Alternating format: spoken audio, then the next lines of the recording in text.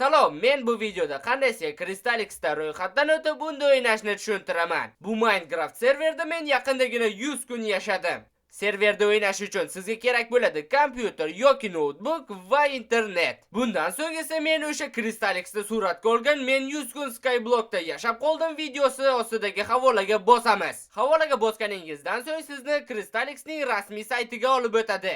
Saytga o'tganimizdan so'ng birinchi navbatda undan ro'yxatdan o'tamiz. Buning uchun o'ng taraf yuqorida turgan tugmaga bosamiz. Bu yerda esa registratsiya ro'yxatdan o'tish bo'limini tanlaymiz. Birinchi navbatda o'zimizga o'yinda ishlatiladigan nickname tanlaymiz. O'zim ham bilmayman nega obuna bo'ling deb yozdim agar men bu videoni Telegram uchun olayotgan bo'lsam. G'alati, fantaziya yo'qda. Pastdagiga esa o'zingizning elektron pochtangiz, Google akkauntingizni yozasiz. 3-qatorga esa ishonchli parol o'ylab topasiz va uni yozasiz. 4-siga esa o'sha parolni bir xil qilib qaytarib yozasiz. 5-siga esa hech narsa yozishingiz shart emas. Va oxirida mana bu to'rtburchakka bir marta bosib qo'yasiz va registratsiya ro'yxatdan o'tish tugmasini bosasiz. Tamom. Siz ro'yxatdan o'tdingiz. Yana launcherni yuklab uni ishga tushirishdan oldin skin o'rgatishni ham o'rgatmoqchi edim. Mana bu yerga bosamiz, skin o'rnatish tugmasini bosamiz, skinni tanlaymiz va tayyor. Bir necha soniyada hal bo'ldi.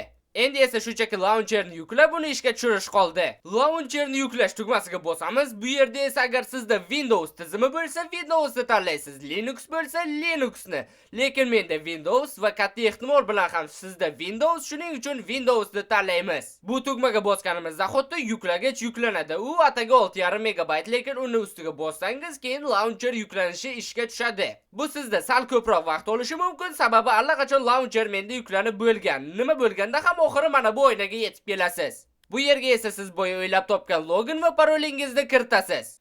Men sizga mana shu login va parolingizni ishonchliroq joyga yozib qo'yishni maslahat berardim. Bo'ldi, tayyor. Endi Crystalix'da o'ynashingiz mumkin. Mini o'yinlar deysizmi? Modli OneBlock yoki Skyblock hammasi bor. Yana bir narsa, bu video Artifact Telegram kanali uchun maxsus tayyorlandi. Lekin katta ehtimol bilan siz uni YouTube'da ko'ryapsiz. Bunga meni hech qanday e'tirozim yo'q, lekin bir narsani unutmang. Bu baribir birinchi bo'lib Telegramda chiqqan, shuning uchun obuna bo'lib qo'ysangiz arziydi. Iloji bo'lsa bu videoni YouTube'ga qo'yayotganlar videosini havola qoldiring mening Telegram kanalimga. Bo'ldi.